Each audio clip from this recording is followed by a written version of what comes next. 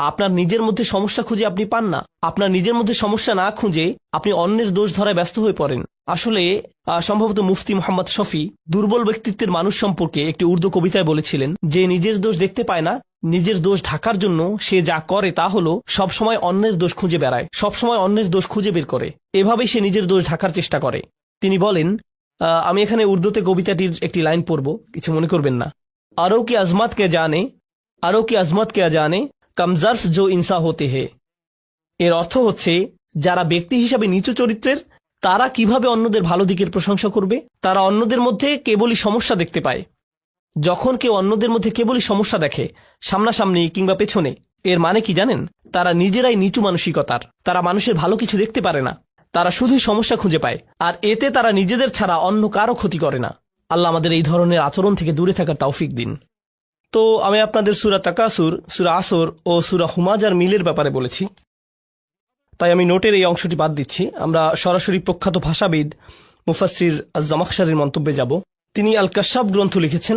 তিনি বলেন, আল হুমাজ আল কাসর, আরবিতে কাসর শব্দটি দিয়ে কোনো কিছু ফাটল ধরানো বা ভাঙা বা টুকরো করা বোঝায়, বা কোনো কিছু খণ্ডিত করা। সাহিত্যে এটা দিয়ে বোঝানো হয় কেউ যখন কারোর সাথে এমনভাবে কথা বলে যেন সে তাকে ভেঙে ফেলতে পারে, শারীরিকভাবে নয় মানসিকভাবে, সে তার সম্মান নষ্ট করতে চায় কিংবা তার আত্মসম্মানে ফাটল ধরাতে চায়, এমন কিছু বোঝায়। ভাষাগত দিক থেকে এই শব্দটি দিয়ে হুমাজ এর মনোভাব বোঝায়। এরপর তিনি বলেন, লুমাজ আর তোয়ান, লুমাজ হচ্ছে মূলত ব্যঙ্গাত্মক স্বর, কাউকে নিয়ে বিদ্রুপ করা। বলে রাখি, বিদ্রুপ গুরুত্বপূর্ণ, বিদ্রুপ বোঝাটা গুরুত্বপূর্ণ, কারণ বিদ্রুপ কিন্তু প্রশংসা করেও করা যায়, কিন্তু অপমানের উদ্দেশ্যে। ধরুন আপনি কাউকে বললেন, ওয়াও তুমি তো বিশাল পণ্ডিত, আসলে আপনি বলছেন যে তুমি একটা মূর্খ, তাই না? তখন সে বলবে, তুমি আমার সাথে এভাবে কথা বলছো কেন? না না না, আমি বলছি যে তুমি একজন পণ্ডিত, তাই না? তো সে মনে করে সে এখানে কোনো ভুল করেনি, এটা কোনো ব্যাপার না।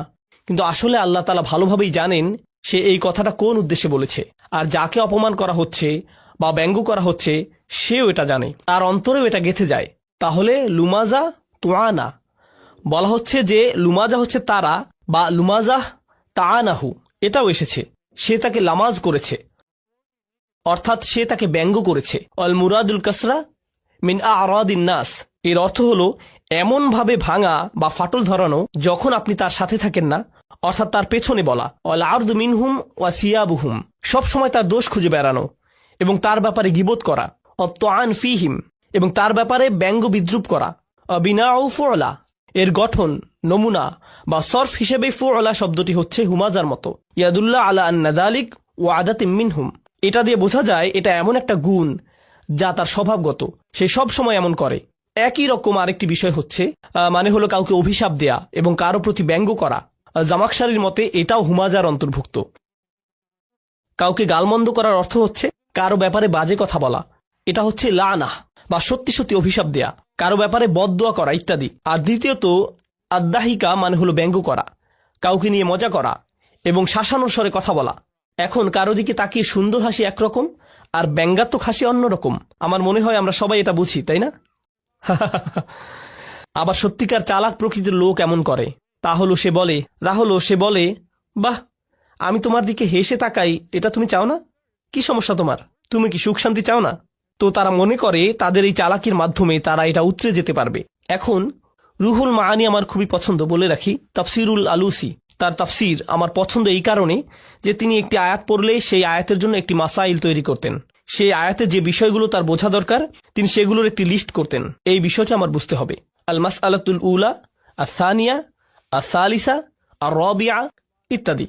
এরপর তিনি যা করতেন এটা অসাধারণ, বুদ্ধিবৃত্তিক সততা। তিনি বলতেন, আয়াতটি পড়ার পরে আমার মনে হয়েছে প্রথম সমস্যার সমাধান হচ্ছে এটা এটা এটা, অন্যরা এর সমাধান এভাবেই করেছে, কিন্তু চতুর্থ ও পঞ্চম সমস্যার সমাধান অন্যরা এভাবে করেছে, আমার সেগুলো উপযুক্ত মনে হয়নি, কিন্তু আমার নিজের কাছেও এর উপযুক্ত কোনো সমাধান নেই, আল্লাহু আলাম। কখনো তিনি মনে করেছেন তার কাছে এর উত্তর আছে, কখনো আবার মনে করেছেন নেই।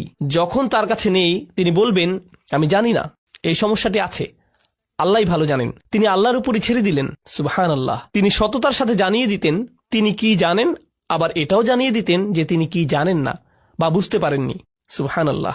এটা এই তাফসিরের একটা অসাধারণ গুণ, যার নাম রুহুল মাআনি। তো তিনি যে মাসাইলগুলো তালিকা করেছেন, আল মাসআলাতুল উলা, আল ওয়াইলু লাফজুহু জাম ওয়াস সাকত, ওয়াইল শব্দটি এমন একটি শব্দ যার শব্দ প্রণালীতে জাম রয়েছে। গত সেশনে জাম নিয়ে আলোচনা করেছিলাম, কারো মনে আছে? জাম কি? দোষারোপ করা। মনে পড়ছে? দোষারোপ করা, এই শব্দটি দিয়ে কাউকে দোষারোপ করা হয়। কঠোরতা, ওয়াহিয়া কালিমাতু কুল্লু মাকরবিন, এটা খুবই কঠিন বর্ণনা। এই শব্দটি দিয়ে তাদেরকে বোঝায় যারা মানসিকভাবে ব্যথিত, অর্থাৎ কেউ অন্য কারো কথা বা অঙ্গভঙ্গির দ্বারা অসহায় বোধ করে, কোনো না কোনোভাবে অপমানিত বোধ করে, অর্থাৎ যে এমন অসহায় বোধ করে তার অন্তর থেকে এই শব্দটি চলে আসে। তারা অত্যাচারের থেকে মুখ ফিরিয়ে নেয় এবং যে তার উপর অত্যাচার করছে তাকে ওয়াইল বলে সম্বোধন করে, কারণ তার আর কিছুই করার থাকে না। তাই এই অনুভূতিকেই এখানে ওয়াইল বলা হয়েছে। কেবল শব্দই নয়, সে যখন অপমানিত বোধ করছে, সে কষ্ট পেয়ে তার কাছ থেকে সরে গিয়েছে, এই অনুভূতিকে ওয়াইল বলা হয়। তো এখানে যে বিষয়টি বুঝতে হবে তা হলো, যখন কেউ অপমানিত বোধ করে এবং সে তার প্রতি ওয়াইল করে যে তাকে অপমান করেছে, কিন্তু এই সূরায় সেই মানুষ আসলে ওয়াইল করছে না। কে ওয়াইল করছে? আল্লাহ। অর্থাৎ মাকরুবের বদলে যে অপমানিত হয়েছে তার বদলে এখানে এই শব্দটি ব্যবহার করে আল্লাহ তার পক্ষে দাঁড়িয়েছেন এবং স্বয়ং আল্লাহ তাকে তিরস্কার করছেন যে অপমান করছে মানুষকে। সুবহানাল্লাহ। এটা খুবই সিরিয়াস ব্যাপার, কারণ সাধারণত ইসলাম অধ্যয়নে আমরা দেখেছি কেউ কারো বিপক্ষে বদদোয়া করা নিয়ে বিভিন্ন বর্ণনা পাই। উদাহরণস্বরূপ, ইয়াকুম ওয়া দাওয়াতাল মাজলুম, বিখ্যাত হাদিস। মজলুমের বদদোয়ার ব্যাপারে সাবধান। যদি মজলুম আপনার বিপক্ষে বদদোয়া করে, সাবধান। বুঝতে পারছেন? এটা খুবই সিরিয়াস ব্যাপার। এরপর আসবে এর চাইতেও বড় কথা, যখন ফেরেশতারা কারো ব্যাপারে বদদোয়া করে। উলাইকা ইয়ালআনুহুমুল্লাহ ওয়া ইয়ালআনুহুমুল লাঈনুন। এটা খুবই সিরিয়াস ব্যাপার। কিন্তু এই সব কিছুর উপরে যখন আল্লাহ বিশেষভাবে স্বয়ং আল্লাহ কারো ব্যাপারে ওয়াইল বলেছেন, এটা কতটা ভয়াবহ হতে পারে? এটা খুবই ভয়ঙ্কর ব্যাপার। এটা খুবই খুবই ভয়ঙ্কর ব্যাপার। এটা বিশেষভাবে উল্লেখ করা প্রয়োজন, কারণ আমরা এটাকে উল্টোভাবে নিয়েছি, একে আমরা খুবই হালকাভাবে নিয়েছি। এরপরে যে বিষয়টি বলবো, এখান থেকে আরবিতে কিছু পয়েন্ট আছে, আমি সেগুলো পড়ছি। বলা হয়েছে যে ওয়াইল শব্দটি দিয়ে কুৎসিত কিছুও বোঝায়, অর্থাৎ এটা দিয়ে কেবল তাকে বোঝায় যে কোনো জঘন্য কাজের সাথে যুক্ত, নিকৃষ্ট, বাজে, কুৎসিত এবং ন্যাক্কারজনক। ওয়াইস ইস্তিসগার, ওয়াইলের বদলে ওয়াইস আসার কারণে লামের বদলে আমি শব্দের শেষে কি বলেছি? সিন। এটা দিয়ে বোঝায় সমাজে কাউকে ছোট করে দেখা, অর্থাৎ কাউকে হীনমন্যতায় ভোগানো। ওয়াইস দিয়ে এটাই বোঝায়। যাই হোক, ফানাব্বাহা বিহাদা আলা কবহি হাদাল ফিল, এই কাজটি কতটা নিকৃষ্ট তা সম্পর্কে আল্লাহ জানিয়ে দিলেন। মূলত তিনি সতর্ক করলেন। ওয়াখতালাফু ফিল ওয়াইর আল্লাযী ফি হাযিহি সূরা, এই সূরাতে যে সতর্কতা দেয়া হয়েছে তা নিয়ে মুফাসসিরগণ ভিন্ন মত পোষণ করেছেন। হাল ইয়াতানাওয়ালু কুল্লা মান ইয়াতামাসসাক বিহাযিহি তারিকাতি ফিল আফআলি রাদিআ, যারা এমন আচরণ করে প্রত্যেকের জন্য এটা প্রযোজ্য, এই জঘন্য কাজ। অন্যভাবে বললে, আল্লাহ এখানে যাদেরকে সতর্ক করেছেন এটা কি প্রত্যেকের জন্য প্রযোজ্য? আও নাকি হুয়া মাকসুম বি আকওয়াবিন মুয়ায়্যিনিন, এটা কি প্রত্যেকের জন্য প্রযোজ্য, নাকি এটা নবীজি সাল্লাল্লাহু আলাইহি সাল্লামের সময়ে বিশেষভাবে নির্দিষ্ট কিছু মানুষের কথা বলা হচ্ছে? আম্মাল মুহাক্কিকুন, গবেষকদের মতে, ফাকালু, তারা বলেন, ইন্নাহু আমুন, এটা সবার জন্য, লিকুল্লি মা ইয়াফআলু হাদাল ফিল, যারা এমন করবে এটা সবার জন্য প্রযোজ্য। কাইনান মান কান, সে যেই হোক, ক্বালা মাকাতিল, এটা যে কেউ হতে পারে। এই কথা বলার পর তিনি বলছেন, যখন সাহাবারা এটা শুনেছেন তারা ভেবেছেন এটা কোনো নির্দিষ্ট কারো ব্যাপারে বলা হচ্ছে। এটা কিন্তু এই মন্তব্যের বিরোধিতা করে না। মন্তব্য হচ্ছে এটা সবার জন্য প্রযোজ্য। কিন্তু সাহাবারা যদি মনে করেন এটা অমুকের ব্যাপারে বলা হয়েছে, এই আয়াতটি তমুকের ব্যাপারে নাজিল করা হয়েছে, তারা মনে করছেন না যে এটা শুধুমাত্র সেই লোকের ব্যাপারে বলা হয়েছে। মূলত সাহাবারা আমাদের শেখাচ্ছেন যে আপনার যদি সুনির্দিষ্ট উদাহরণ লাগে, এই যে একটি উদাহরণ, নাজালাত ফিল ওয়ালিদ ইবনে মুগীরা, ওয়ালিদ ইবনে মুগীরার ব্যাপারে এখানে বলা হচ্ছে। নাজালাত ফিল আখনাস ইবনে শুরাইক, আখনাস বিন শুরাইকের ব্যাপারে এখানে বলা হচ্ছে। কানা ইয়ালমিজুন নাস, সে মানুষের উপর দোষারোপ করত এবং মানুষকে তিরস্কার করত। ওয়ায়াগতাবুহুম, সে মানুষের নামে গীবত করত, মানুষের পেছনে সমালোচনা করে বেড়াত, বিশেষভাবে রাসূল সাল্লাল্লাহু আলাইহি সাল্লামের নামে। তো দ্বিতীয় সমস্যাটি, আসলে আমরা এটা আগেও পড়েছি, ওয়াহিয়াল মাসখারা, এটাই হচ্ছে দ্বিতীয় বিষয়। ওয়াহিয়াল মাসখারা আল্লাতী তাআতি বিল ওয়াবিদ ওয়াল আদহিক ফাআদহিকু মিনহু ওয়াল ইয়াসতিন, যেটা ছিল বেদুইনদের স্বভাব, যারা ভার হিসেবে পরিচিত ছিল। তারা সবকিছু নিয়েই ঠাট্টা করত। এখন ভার বলতে মঞ্চের স্ট্যান্ড আপ কমেডিয়ান হতে পারে, আবার এমন মানুষে বোঝানো হতে পারে যারা সব সময় ঠাট্টা করতে থাকে, সবকিছু নিয়েই মজা করে। এটা মাঝে মধ্যে করা যেতেই পারে, কিন্তু আবার মাঝে মধ্যে সমস্যার সৃষ্টি করে। এখানে বলে রাখি, আমরা এমন একটি কালচারে বাস করি, কমেডি কালচার। আমাদের আনন্দের বড় জায়গা জুড়ে আছে কমেডি, স্ট্যান্ড আপ কমেডি জাতীয় বিষয়। আপনি যদি কমেডিগুলো ভালোভাবে দেখেন, এখানে কিছু বিষয় স্পষ্ট দেখা যায়। প্রথমত নির্লজ্জতা, বেহায়াপনা এবং নির্লজ্জতা। দ্বিতীয়ত অন্যদের নিয়ে মজা করা, তাদের বাচনভঙ্গি, তাদের জাতীয়তা, তাদের জাতি নিয়ে মজা করা। আর আল্লাহ আয্যা ওয়া জাল্লা এখানে এর পুরো বিপরীত কথা বলেছেন। নির্দিষ্টভাবে বললে বিশ্বাসীদের জন্য লা ইয়াসখার কওমুম মিন কওমিন, কোন সম্প্রদায় যেন অপর সম্প্রদায়কে বিদ্রুপ না করে। কিন্তু এটাই হচ্ছে কমেডি। কিন্তু আমরা মনে করি আরে এটা তো কেবল কমেডি, ওরা তো শুধু মজা করছে। কিন্তু মুফাসসিরগণ এই বিষয়টি এখানে বর্ণনা করেছেন। বিরতি নেবার আগে ওয়াইয়াসতিন, এমন কেউ যে কাউকে অপমান করে এবং গালমন্দ করে, অর্থাৎ অপমানের ভাষায় কথা বলে, তাদেরকে নিয়ে মজা করা একটি বিষয়, অপমানের ভাষায় কথা বলা আরেকটি বিষয়, এবং কিছুটা শাসানোর স্বরে কথা বলে। এই সবই হুমাজা ও লুমাজার অন্তর্ভুক্ত। হুমাজা ও লুমাজার ব্যাপারে ইবনু আব্বাস রাদিয়াল্লাহু তাআলা আনহুর মন্তব্য পর্যন্ত আলোচনা করেছিলাম। আল হুমাজাতু আল মুগতাব, হুমাজা হচ্ছে সেই ব্যক্তি যে গীবত করে। আল লুমাজা আল আইয়াব, লুমাজা হচ্ছে সেই ব্যক্তি যে মানুষের দোষ ত্রুটি খুঁজে বেড়ায়। সানিহা ক্বালু আবু যায়েদ, দ্বিতীয়ত আবু যায়েদ বলেন আল হুমাজা বিল ইয়াদ, হুমাজা হচ্ছে সেই ব্যক্তি যে হাত দিয়ে মানুষকে ক্ষতি করে। আল লুমাজা বিল লিসান, আর লুমাজা হচ্ছে সেই ব্যক্তি যে কি দিয়ে ক্ষতি করে?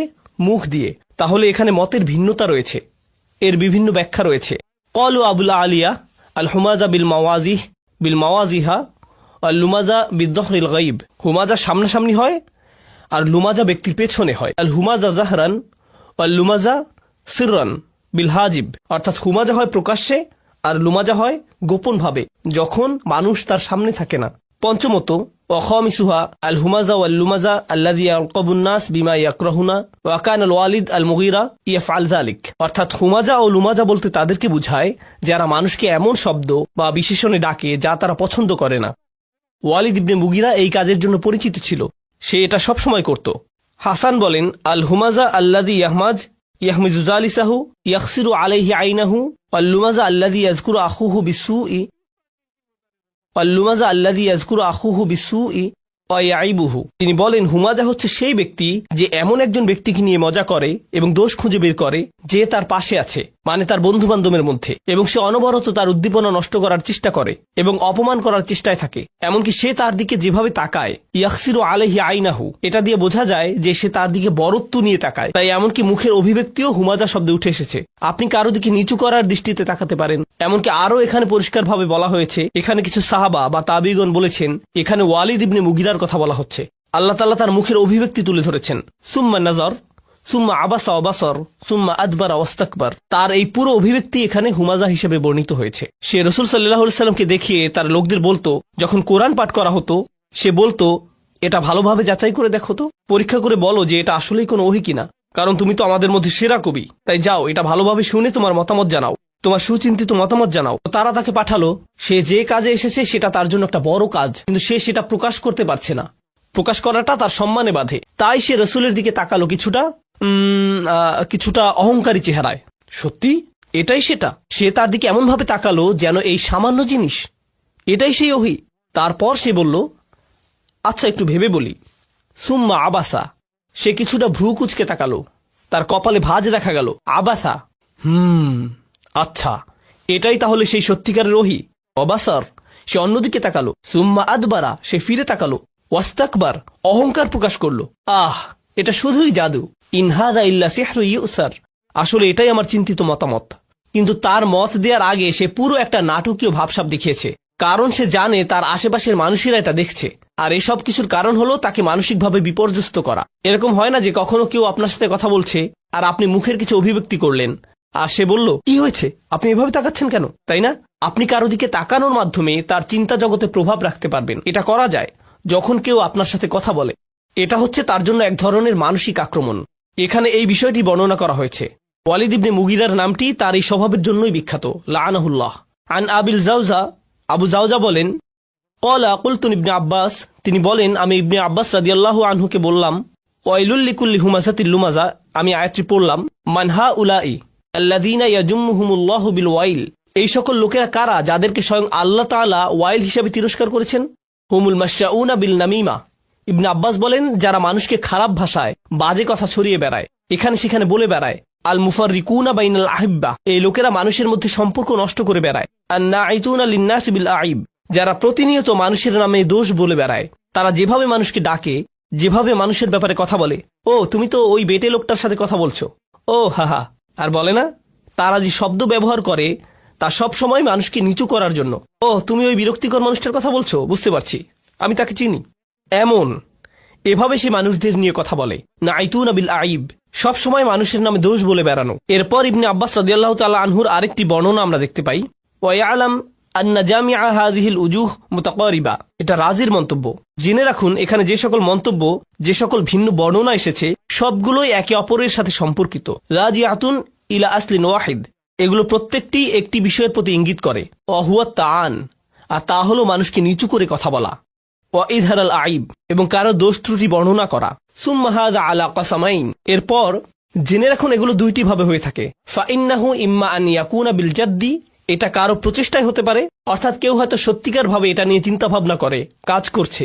কামা ইয়াকুনু ইনদাল হাসাদ ওয়াল হাকাদ, এটা হাসাদ বা হিংসার কারণে হয়ে থাকে, হিংসার কারণে মানুষের ক্ষতি করে থাকে, এবং সেই সাথে হাকাদ অর্থাৎ বিদ্বেষ। ওয়া ইম্মা ইয়াকুনা বিল হাজল, আবার এটা খেলাচ্ছলেও হতে পারে, অর্থাৎ কারো হয়তো সত্যিকার ভাবে হাম্মাজ বা লাম্মাজ মানে হুমাজা বা লুমাজা হওয়ার নিয়ত নেই, কিন্তু তারা এটা করে শুধু মজা করে, দুষ্টামি করে, হাসতে হাসতে। কামা ইয়াকুনু ইনদা সুখরিয়া ওয়াল ইদহাক, এটা কারোর সাথে মজা বা দুষ্টামি করে হতে পারে। ইম্মা ইয়াকুনা ফি আমরিন ইয়াতাআল্লাক বিদ্দীন, তিনি এটিকে অন্যভাবে দেখেছেন, এটা ধর্মের যে কোনো ব্যাপারেও হতে পারে। অর্থাৎ আপনি হয়তো কারো ধর্মীয় আচরণ, ধর্মীয় পোশাক, ধর্মীয় জ্ঞান ইত্যাদি নিয়ে মজা করছেন। এখানে আরেকটি বিষয় নোট করতে হবে, আলেমগণ এটিকে গুরুত্বের সাথে বর্ণনা করেছেন। বর্তমান সময়ে আমরা খুব অদ্ভুত সময় বাস করছি। বেশিরভাগ মুসলিমরাই মুসলিমদের মতো পোশাক পরে না বা কাজ করে না। তাই যারা খুব অল্প পরিসরে হলেও ধর্মকে ধারণ করে, হয়তোবা তাদের কথায়, তাদের বাহ্যিক পোশাকে বা সামাজিকতায় ইত্যাদি ইত্যাদি, যদি তারা কিছুটা ধর্মের প্রতিফলন দেখায়, তারা এমনকি মুসলিম সার্কেলও ঠাট্টা বিদ্রুপের শিকার হয়। আমরাই তাকে ঠাট্টা বিদ্রুপ করি, অন্য ধর্মের কেউ নয়, বরং মুসলিমরাই করে। যখন এমনটি ঘটে, ধরুন কেউ হাসতে হাসতে বলল, ওই যে ওই লোকটার বড় দাড়ি আছে, কারো দাড়ি নিয়ে ঠাট্টা মশকরা করছেন, কিংবা কেউ হয়তো কারো হিজাব বা জিলবাব নিয়ে মজা করছে। এখানে আমাদেরকে বুঝতে হবে, যখন আপনি কারো দাড়ি নিয়ে মজা করছেন, আপনি আসলে তার দাড়ি নিয়ে মজা করছেন না, আপনি আসলে রাসূল সাল্লাল্লাহু আলাইহি সাল্লামের একটি সুন্নাতকে নিয়ে ঠাট্টা করছেন। এটা মোটেও কোনো হালকা বিষয় নয়। ওই লোকটি ফ্যাশন করে দাড়ি রাখেনি, সেই লোকটি আসলে আল্লাহ রসুলকে অনুসরণ করার চেষ্টা করেছে। কিংবা কাউকে হয়তো হিজাবের জন্য ঠাট্টা করছেন, সে হয়তো অন্য কোনো দেশ থেকে এসেছে, বা সে তার ধর্মীয় ভাবটা দেখাতে চায়। আমরা ধরে নেব তিনি এটা করছেন কারণ এটা আল্লাহর নির্দেশ, এটা আমরা ধরে নেব। আমরা ভাববো যে তিনি আয়েশা রাদিয়াল্লাহু আনহাকে অনুসরণ করছেন। যখন আয়াতটি নাজিল হয়েছিল, তিনি রান্নাঘরে ছিলেন, তিনি রান্না করছিলেন, নবীজি বাড়ির মধ্যে হাঁটছিলেন। সেই সময় হিজাব সংক্রান্ত আয়াতটি নাজিল হয়েছিল, আর তিনি জানালা দিয়ে তা শুনেছিলেন। তিনি সাথে সাথে তার কাপড় দিয়ে মাথা ঢেকে নিলেন। তারা এমন স্পিরিটকে অনুসরণ করেছেন। সুতরাং তাদেরকে নিয়ে মজা করার মানে হচ্ছে উম্মাহাতুল মুমিনিনকে নিয়ে মজা করা। এর মধ্যে কোনো পার্থক্য নেই। আমাদেরকে খুব সতর্ক হতে হবে যখন আমরা কোনো মানুষের সাথে নিচু স্বরে কথা বলবো, যে কিনা ধর্ম মানার চেষ্টা করছে। এমনকি আপনি যদি তার মতের সাথে একমত নাও হন, এখানে আমি কোনো ফকিহ নই, কিংবা আমি কোনোদিন ফিকের বিষয়ে নিজের কোনো অভিমত দিব না, কারণ আমি এর যোগ্য নই। কিন্তু আমি আপনাকে এটা বলতে পারি যে ফিকের কিছু বিষয়ে মতের ভিন্নতা রয়েছে। উদাহরণস্বরূপ, বিভিন্ন ফকিহগণ, যেমন কুফার বা মদিনার ফকিহগণ, যেভাবে তারা ধর্মকে দেখেছেন ইত্যাদি, বিভিন্ন আলেমগণের ভিন্ন মত রয়েছে। আমি আপনাকে বলবো না যে কার মতটি সঠিক, আমি এর যোগ্য নই। কিন্তু আমি আপনাকে বলতে পারি, যদি আপনি কারো মতের সাথে একমত না হন, বা আপনি মনে করেন পাগড়ি পরাটা তত গুরুত্বপূর্ণ নয়, কিন্তু তারা মনে করে, তাই তারা পাগড়ি পরে, আপনার কি মনে হয় তারা কেন পাগড়ি পরে? নবীজি সাল্লাল্লাহু আলাইহি সাল্লামের প্রতি ভালোবাসা থেকে, তাই না? এমন কিছু বর্ণনা আছে না যেখানে বলা হয়েছে রাসূল সাল্লাল্লাহু আলাইহি সাল্লাম পাগড়ি পরতেন? তাহলে আপনি যখন তার পাগড়ি নিয়ে মজা করেন যে ওই লোকটিকে দেখতে লাগছে, আমি এইসব শব্দ উচ্চারণ করতে পারবো না, আপনি যদি বলেন এ তো খুবই সংকীর্ণ মনা, এটা সেটা, সেই সব পোশাক পরে ইত্যাদি ইত্যাদি, আপনি যদি তার এই পোশাকের সাথে একমত নাও হন, যেহেতু তারা রসুলের প্রতি ভালোবাসা নিয়ে এটা পরে, এটাই আপনার তাকে সম্মান করার জন্য যথেষ্ট। এমনকি সাহাবারা কিছু বিষয়ে মাঝে মধ্যে তারা কিছু অযৌক্তিক কাজ করতেন, আপনার কখনোই মনে হবে না যে এটা যৌক্তিক, কিন্তু আমরা জানি তারা ভালোবাসা থেকে এটা করেছেন। যেমন ধরুন আব্দুল্লাহ ইবনে মাসউদ রাদিয়াল্লাহু তাআলা আনহু, তিনি একবার ভ্রমণ করছিলেন। মাঝে মধ্যে তিনি এমন করতেন, তিনি তার বাহনের উপর ঝুঁকে বসতেন। অন্য সাহাবীরা দেখে বলতেন, কি ব্যাপার, আপনি এমন করলেন কেন, এখানে ঝুঁকে পড়ার কি আছে? তিনি বলেন, এখানে একটা গাছ ছিল, রাসূল সাল্লাল্লাহু আলাইহি সাল্লাম যখন এর পাশ দিয়ে যেতেন,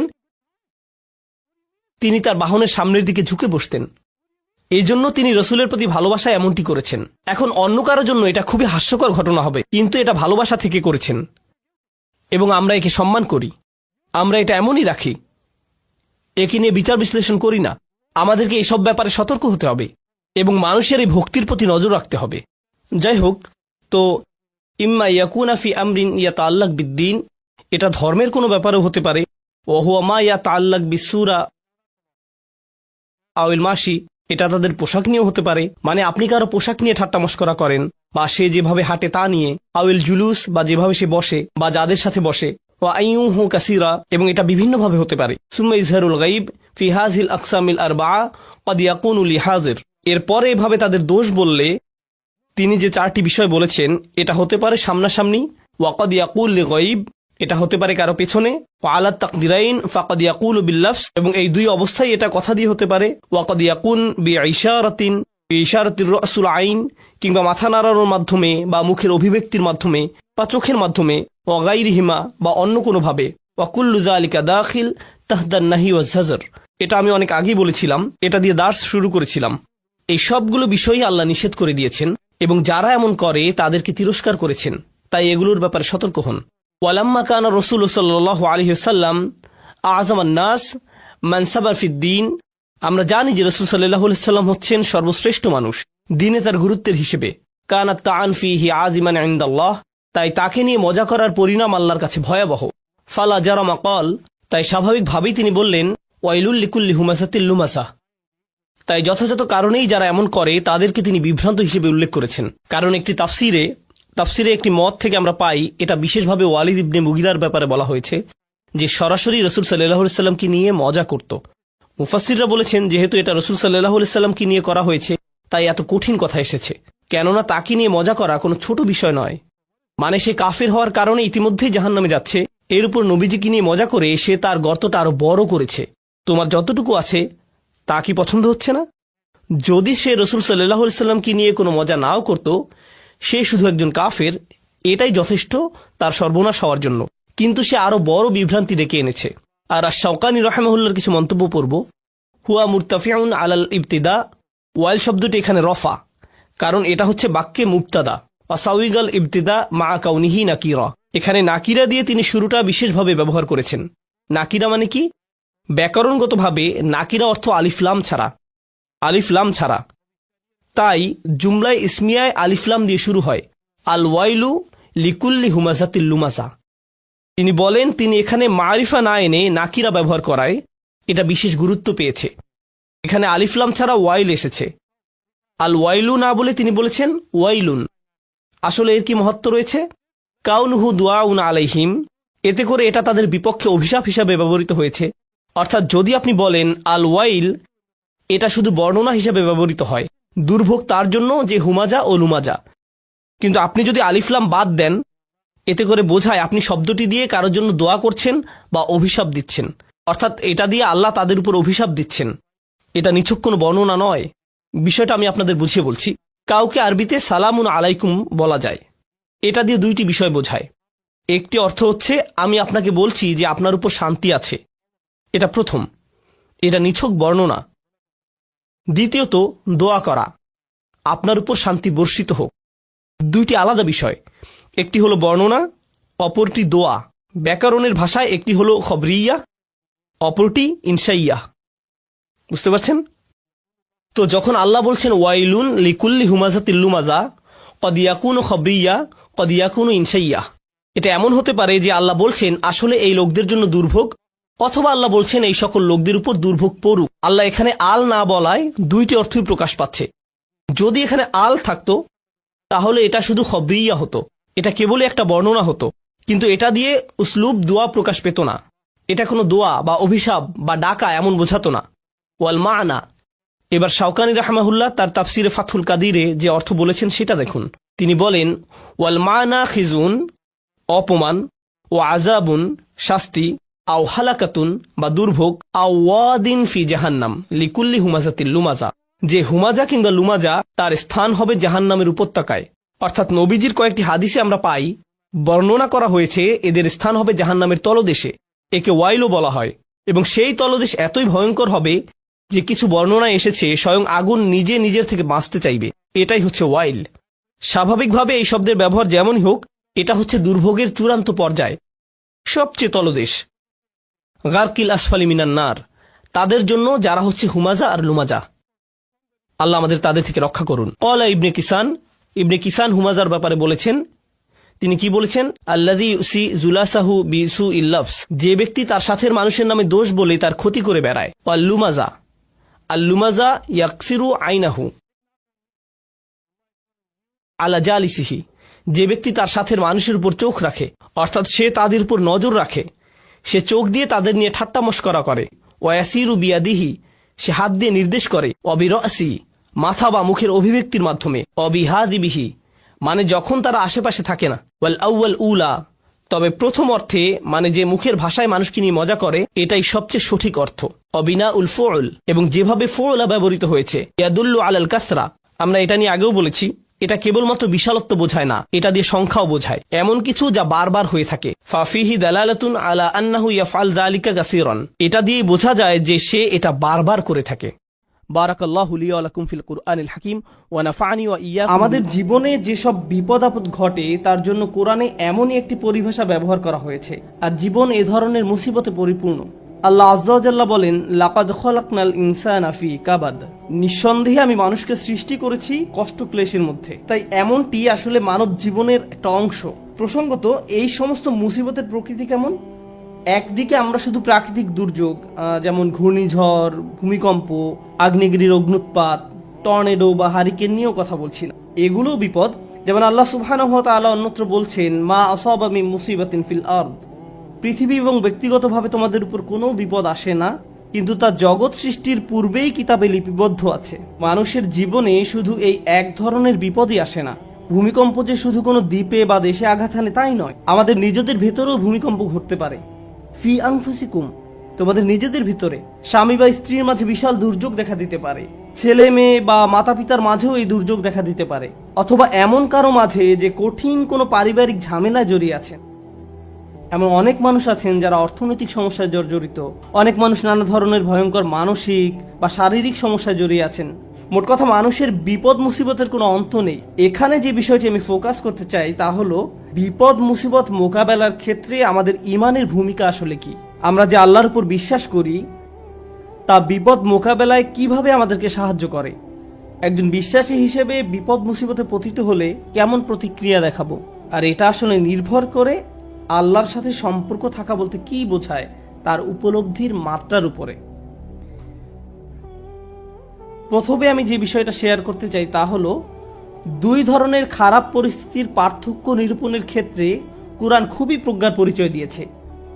এক ধরনের খারাপ পরিস্থিতি যেটা দেখতে খারাপ মনে হয়, যা কিনা সম্পূর্ণরূপে আপনার নিয়ন্ত্রণের বাইরে, এমন পরিস্থিতিতে আপনার কিছুই করার থাকে না। যেমন আপনি বন্যায় আক্রান্ত হয়ে পড়েছেন, আর এই বন্যা আপনি ঘটাননি, আপনি জাস্ট ওই এলাকায় বসবাস করেন, এটা এড়ানোর কোনো সুযোগ হয়নি। অথবা আপনি সেখানে বেড়াতে গেছেন আর বন্যায় আটকা পড়েছেন, আপনি জানতেন না যে এমন কিছু ঘটবে, এই সম্পর্কে কোনো রিপোর্ট ছিল না। তাই এই বিপদে আপনি নিজের কারণে পড়েননি, এটা সম্পূর্ণ আল্লাহর পরিকল্পনা। এখানে আপনার করার কিছুই নেই, আর আপনি এর থেকে কোনোভাবে বেরও হতে পারতেন না। এখন এটা এমন কারো বিপদে পড়ার থেকে সম্পূর্ণ ভিন্ন যে কিনা পত্রিকায় পড়েছে যে ঘূর্ণিঝড় আসছে, দয়া করে শহর ছেড়ে অন্যত্র আশ্রয় নিন, সুনামি হতে পারে। তখন সে বলল সমুদ্র সৈকত দেখার এটাই সেরা সময়, এবং সে সমুদ্র সৈকতের দিকে চলে গেল। তারপর তার খারাপ কিছু হলো। এখন সে এমনটা বললে হবে না যে এটা আল্লাহর কদর, আল্লাহর ইচ্ছার কারণেই আমি এই বিপদে পড়লাম। না, আপনি এমনটা বলতে পারেন না। আর আল্লাহ এই ব্যাপারে খুবই পরিষ্কার। তিনি সুবহানাহু ওয়া তাআলা বলছেন, ওয়ামা আসাবাকুম মিন মুসিবাতিন ফাবিমা কাসাবাত আইদিকুম, তোমাদের উপর যেসব বিপদ আপদ পতিত হয় তা তোমাদের কর্মেরই ফল, তুমি নিজেই নিজের উপর এটা আরোপ করেছো। এখন শুধুমাত্র এভাবে চিন্তা করাটাও সমস্যাজনক, কারণ যদি আপনি সিঁড়ি থেকে নামার সময় পিছলে পড়ে যান, তখন ভাবতে শুরু করেন আমি নিশ্চয়ই কোনো পাপ করেছি, তাই আল্লাহ আমাকে সিঁড়ি থেকে পড়ে যেতে দিয়েছেন, এটা আল্লাহর নিকট থেকে কোনো একটা সংকেত। আমি নিশ্চয়ই কোনো খারাপ কাজ করেছি, তাই আমার পা ভাঙার মাধ্যমে আল্লাহ আমাকে শিক্ষা দিয়েছেন। আপনি নিজের মতো করে ঘটে যাওয়া ঘটনাগুলোকে বিশ্লেষণ করতে থাকেন। আপনি অদৃশ্য কার্যকরণ, কজ অ্যান্ড ইফেক্ট নিয়ে ভাবতে শুরু করেন, আর এই ধরনের চিন্তা চরম পর্যায়ে চলে যেতে পারে। তো এইখানে আমি যে বিষয়টিতে জোর দিতে চাই তা হলো আল্লাহর উপর বিশ্বাসীরা দুই ধরনের এক্সট্রিম পর্যায়ে চলে যেতে পারেন। একটি এক্সট্রিম পর্যায়ে হলো সবকিছুই আল্লাহর ইচ্ছায় ঘটছে, আমার এখানে করার কিছুই নেই, যাই ঘটুক না কেন আপনি আমাকে দোষ দিতে পারেন না, এটা আল্লাহর কদর। মা আসাবাকুম মিন মুসিবাতিন ফাবিইذনিল্লাহ। আল্লাহর নির্দেশ ব্যতিরেকে কোনো বিপদ আসে না। তিনি সূরা তাগাবুনে এই কথা বলেই দিয়েছেন, তিনি সরাসরি এই কথা বলেছেন, এটা আল্লাহর অনুমতিতেই ঘটে, আল্লাহর পরিকল্পনা এমনই ছিল, এখানে আমার করার কি আছে। এখন কোনো ছাত্র যদি কোনো পড়ালেখা না করে, স্কুলের কোনো অ্যাসাইনমেন্ট জমা না দেয়, তারপর পরীক্ষা ফেল করে এবং তার ফলে তাকে স্কুল থেকে বহিষ্কৃত হতে হয়, আর যদি সে জবাবে বলে এটা আল্লাহর কদর, আমার কি করার আছে। আর দ্বিতীয় এক্সট্রিম পর্যায়টি হলো এমন অনেক বিশ্বাসী আছেন যারা সবকিছুর জন্য নিজেকে দোষ দেন। আল্লাহ আমাকে এত সব বিপদে ফেলেছেন কারণ আমি খুবই খারাপ একজন মানুষ। বিষয়টা নিজ থেকে না ঘটলেও অনেক সময় আশপাশের অজ্ঞ মানুষরা, এমনকি পরিবার থেকেও হতে পারে, তারা এসে আপনাকে বলে জানো কেন এটা ঘটলো, কারণ তুমি একজন খারাপ কন্যা। কেন এটা ঘটেছে জানো, কারণ তুমি একজন খারাপ পুত্র। কেন এটা ঘটলো, কারণ তুমি তোমার শ্বশুরবাড়ির লোকজনের সাথে ভালো আচরণ করো না। না, ট্রাক আমাকে আঘাত করেছে কারণ ট্রাক ড্রাইভার ট্রাফিক সিগন্যাল মানেনি। আমি আমার স্ত্রী বা অন্য কারোর সাথে ঝগড়া করার কারণে এমনটি ঘটেনি। এভাবে অন্য মানুষরা এসে আপনাকে বলবে অমুক অমুক কারণে আল্লাহ তোমাকে বিপদে ফেলেছেন, অমুক কারণে আল্লাহ তোমাকে বিপদে ফেলেছেন। মনে হয় যেন অদৃশ্য জগৎ থেকে তারা কোনো ইমেইল পেয়েছে যে অমুক অমুক কারণে এমনটি ঘটেছে, কজ অ্যান্ড ইফেক্ট। তো এই রকমের দুই ধরনের এক্সট্রিম চিন্তা পদ্ধতি আছে। এখন কোরআন কি করে? কোরআন সবকিছুর মতো এখানেও ভারসাম্য দান করে। প্রসঙ্গত এই ভারসাম্যপূর্ণ উপলব্ধি যদি আপনার না থাকে, জীবনের অনেক কিছুই তাহলে মেলাতে পারবেন না। কোরআনের এই কথায় আলা বিযিকরিল্লাহি তাতমাইন্নুল কুলুব, আল্লাহর জিকির দ্বারা অন্তরসমূহ শান্তি লাভ করে, এটা অন্য একটা অর্থ দান করে। প্রকৃতপক্ষে আল্লাহর চূড়ান্ত জিকির তথা জিক্রুল্লাহ হলো আল্লাহর কিতাব। আর আল্লাহর কিতাব, তাই আমি যুক্তি দেখাবো, আপনি যদি জীবনের সমস্যাগুলোকে কোরআনের আলোকে বুঝতে ব্যর্থ হন, তাহলে সুবহানাল্লাহ আলহামদুলিল্লাহ জিকির করা সত্ত্বেও আপনার অন্তরে প্রশান্তি পাবেন না। আপনি যদি আন্তরিক হন ইনশাআল্লাহ প্রশান্তি পাবেন। কিন্তু এখানে উদ্দেশ্য হলো এই ব্যাপারটা সঠিকভাবে উপলব্ধি করা যে আল্লাহ কিভাবে আমাদের সাথে আচরণ করেন। তাই আমি এই সম্পর্কে আপনাদের সাথে কিছু কথা শেয়ার করতে চাই। এখন নিজেকে দোষ দেওয়ার ক্ষেত্রে কোন জায়গায় আমরা দাগ টানবো, কিভাবে বুঝবো যে এটা আল্লাহর পক্ষ থেকে আর এটা আমার দোষ, এই দাগটা আপনি কোথায় টানবেন? বস্তুগত জগতে এটা বোঝা খুবই সহজ। বস্তুগত জগৎ বলতে আমি কি বোঝাচ্ছি, যেমন আমার গাড়িতে যদি আমি গ্যাসোলিন দেওয়ার পরিবর্তে পানি দেই, তারপর এটা না চলে, তখন পরিষ্কারভাবে আমি বলতে পারি না যে এটা আল্লাহর পরিকল্পনা। অথবা আপনি যদি সবসময় জাঙ্ক ফুড খেতে থাকেন, মিষ্টি জাতীয় খাবার সবসময় খেতে থাকেন, তারপর ৪৫ বছর বয়সে ডায়াবেটিসে আক্রান্ত হন, তখন আপনি বলতে পারেন না ইয়া আল্লাহ আমি কি বিপদে পড়ে গেলাম, এটা আল্লাহর পক্ষ থেকে পরীক্ষা। না, এটা আপনার মন্দ খাদ্যাভ্যাসের পরীক্ষা। আপনি শশা না খেয়ে সুইস রোল খেতেন বা এরকম যাই খেতেন না কেন, আপনি জাঙ্ক ফুড খেতেন, তাই এমনটা ঘটেছে। সুতরাং বস্তুগত জগতে কমন সেন্স দিয়ে সবাই কারণ এবং ফলাফল বুঝতে পারে। নৈতিক জগতে আপনি সালাত মিস করলেন কারণ দেরিতে ঘুম থেকে জেগেছেন, ফজর নামাজ পড়তে পারেননি, এখন দেরিতে পড়েছেন। একই দিনে আপনার একটা চাকরির ইন্টারভিউ ছিল, ইন্টারভিউ ভালো হয়নি, তখন আপনি ভাবতে থাকলেন এমনটি ঘটেছে কারণ আমি সালাত মিস করেছি। এখন এর উত্তর হলো সালাত মিস করার কারণে এমনটি হতে পারে, আবার নাও হতে পারে। নিশ্চিত করে জানার কোনো উপায় নেই। আপনি বা অন্য কারো পক্ষে এর আসল কারণ জানা কখনোই সম্ভব না। কিন্তু যে জিনিসটি আপনাকে সাহায্য করবে তা হলো আল্লাহ বলছেন আমি আমার বান্দার নিকট তেমন যেমনটি সে আমার সম্পর্কে ধারণা করে। আপনি যদি ধারণা করেন নামাজ মিস করার কারণে আল্লাহ আপনার উপর প্রতিশোধ নিয়েছেন, তাহলে আপনার নিকট আল্লাহ তেমনই। কিন্তু আপনি যদি এভাবে চিন্তা করেন যে আমি আমার যথাসাধ্য চেষ্টা করেছি, ইন্টারভিউতে ভালো উত্তর দিয়েছি, এটা সম্ভবত আমার জন্য ভালো চাকরি নয়, যদি ভালো চাকরি হতো তাহলে আল্লাহ আমার জন্য এর ব্যবস্থা করে দিতেন। এখন আপনার যদি এই দৃষ্টিভঙ্গি থাকে, তাহলে আপনার সকল ভুল ত্রুটি সত্ত্বেও আল্লাহ আপনার নিকট তেমনই। আমাদের দায়িত্ব হলো যখন আমরা ভুল করি তখন ইস্তেগফার করা, আল্লাহর প্রতিশোধের জন্য অপেক্ষা করা আমাদের কাজ নয়। ব্যাপারটা বুঝতে চেষ্টা করুন। আমাদের কাজ এটা নয় যে আমি তো পাপ করে ফেলেছি, এখন আল্লাহ কোনো না কোনো ভাবে আমাকে শাস্তি দিবেন। এজন্যই আল্লাহ বলছেন অমা আসাবাকুম মিন মুসিবাতিন ফাবিমা কাসাবাত আইদিকুম, তোমাদের উপর যেসব বিপদ আপদ পতিত হয় তা তোমাদের কর্মেরই ফল। তোমরাই তোমাদের দুই হাতে এটা অর্জন করেছো, তুমি নিজেই নিজের জন্য এটা ক্রয় করেছো। এমনকি আধ্যাত্মিক জগতেও আমাদের কর্মের কারণে আমাদের উপর বিভিন্ন বিপদ আপদ পতিত হতে পারে।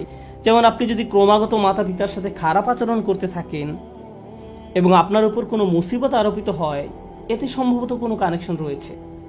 এই সমস্ত ক্ষেত্রে আল্লাহ কি করেন? ওয়ায়াফু আন কাসীর, এবং তিনি তোমাদের গুনাহ ক্ষমা করে দেন। বস্তুগত জগতে আপনি যদি 2 তলার ছাদ থেকে লাফ দেন, ফলাফল ভোগ করতে হবে। আল্লাহ বলবেন না যে এইবার আমি তোমার পা ভাঙবো না, না না, যা ঘটার তা ঘটবে। আগুনে যদি হাত রাখেন তা পোড়া যাবেই।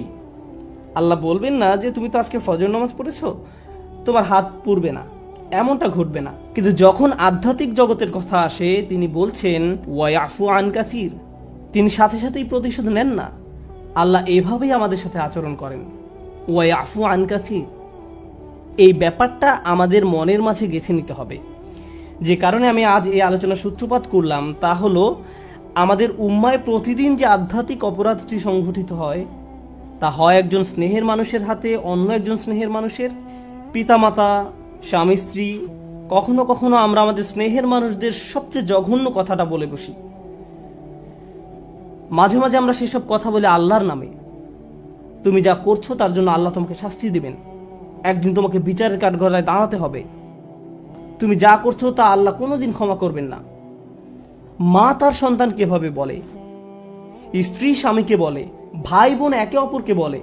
মনে হয় যেন আল্লাহ কোনো রাগান্বিত অস্ত্র যা আপনি যে কোনো সময় প্রয়োগ করতে পারেন। কারণ কারো উপরে আপনি অসন্তুষ্ট, তাই আল্লাহ অবশ্যই তার উপর অসন্তুষ্ট, এবং আপনি এভাবে আল্লাহকে ব্যবহার করতে পারেন। এটা আমাদের স্থান নয়। অনেক মানুষের ক্ষেত্রে তারা এই ধরনের কথা এত বেশিবার শুনেছে যে তারা আল্লাহর নিকট থেকে অনেক দূরে সরে গিয়েছে। তারা তাদের প্রিয় মানুষগুলোর কাছ থেকে এমন কথা শুনেছে। একটা শিশু তার মা বাবার কাছ থেকে এমন কথা সব সময় শুনে এসেছে, নামাজ না পড়লে আল্লাহ তোমাকে শাস্তি দিবেন, নামাজ না পড়লে আল্লাহ তোমাকে শাস্তি দেবেন, এই বিস্কুট খাওয়ার কারণে আল্লাহ খুবই রাগান্বিত, সব সময় আল্লাহ রাগ করবেন, আল্লাহ রাগ করবেন, আল্লাহ রাগ করবেন। এই ছেলেটি যখন 16-17 বছর বয়সে পৌঁছায়, সে আল্লাহর সাথে তখন আর কোনো সম্পর্ক রাখে না। যখন সে শুনে আল্লাহ দয়ালু, ক্ষমাশীল, তার তখন এই কথা বিশ্বাস করতে কষ্ট হয়। কারণ আল্লাহ সুবহানাহু ওয়া তাআলা সম্পর্কে এমন ধারণা নিয়ে সে বড় হয়নি। তার কাছে মনে হয় প্রতিবার সে আল্লাহর কারণে সমস্যায় পতিত হয়েছে।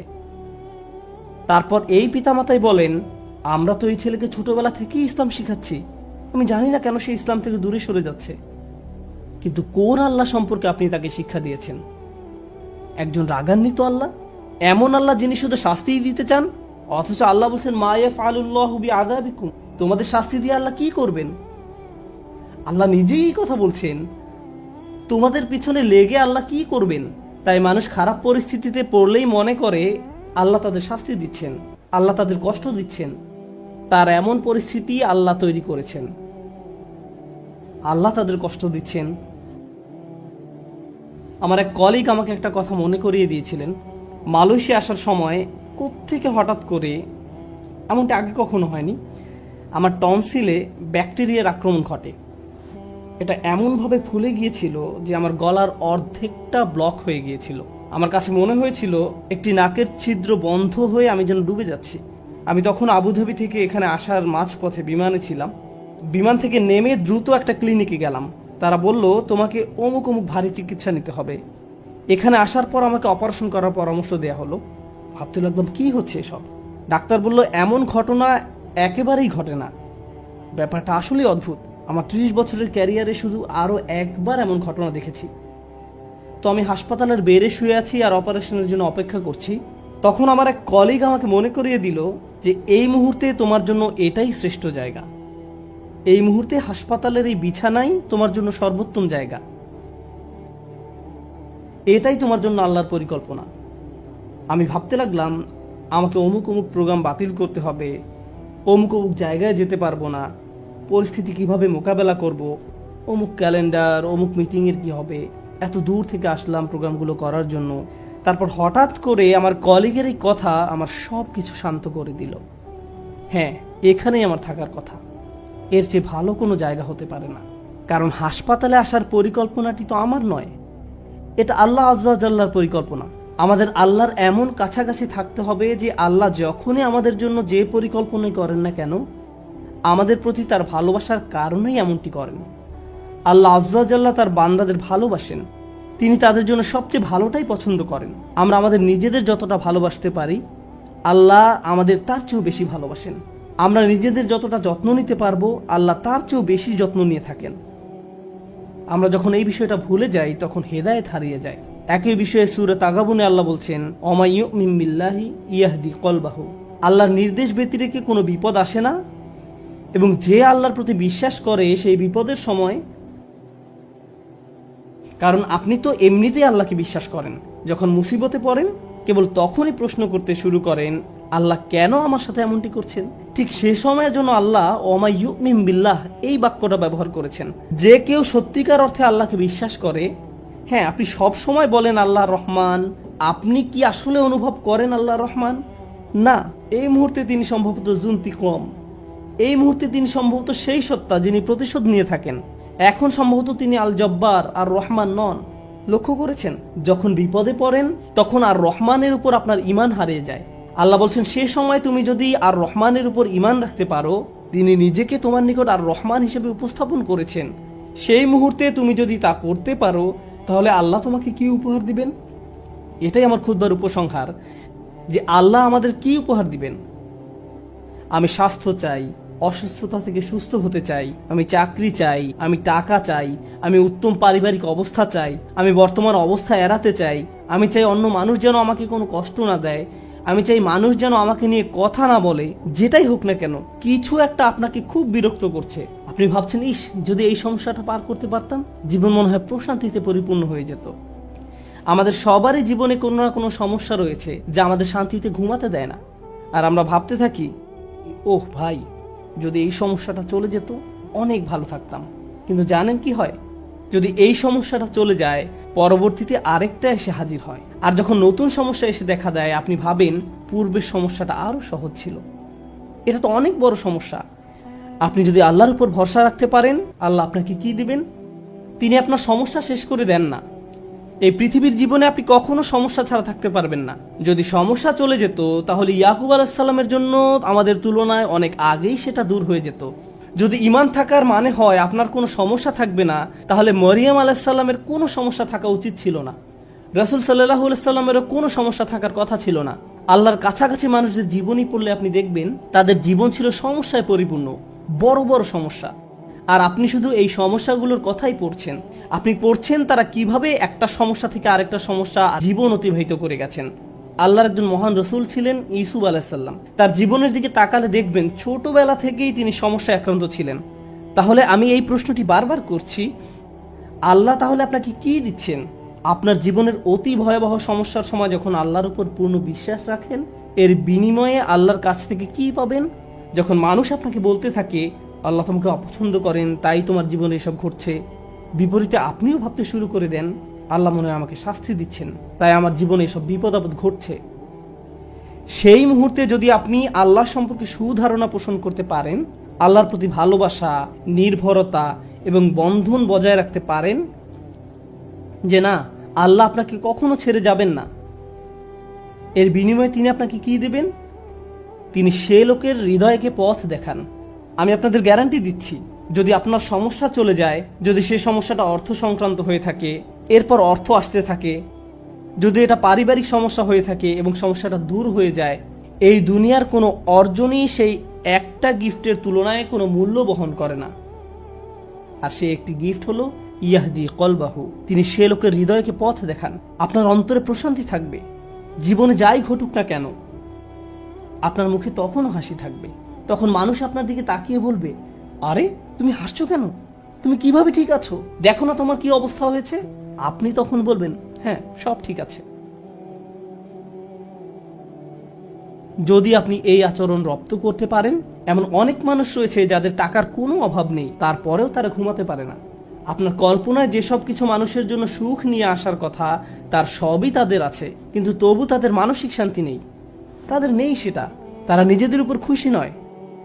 বিভিন্ন রকম ড্রাগ এবং মদ পান করে, বাস্তব দুনিয়া থেকে নিজেদের সরিয়ে রাখে, তারা বাস্তবতার মুখোমুখি হতে পারে না। অন্য মানুষরা তাদের ভিডিও দেখে বলে, ওয়াও, তাদের বাচ্চাদের দোলনাটা কি সুন্দর, তাদের গাড়িটাও কি চমৎকার, আমরাও এগুলো চাই। ইয়া লাইতালানা মিসলা মা উতিয়া করুন, ইস, কারুনের যা আছে আমার যদি তা থাকতো, বসের মতো জীবন।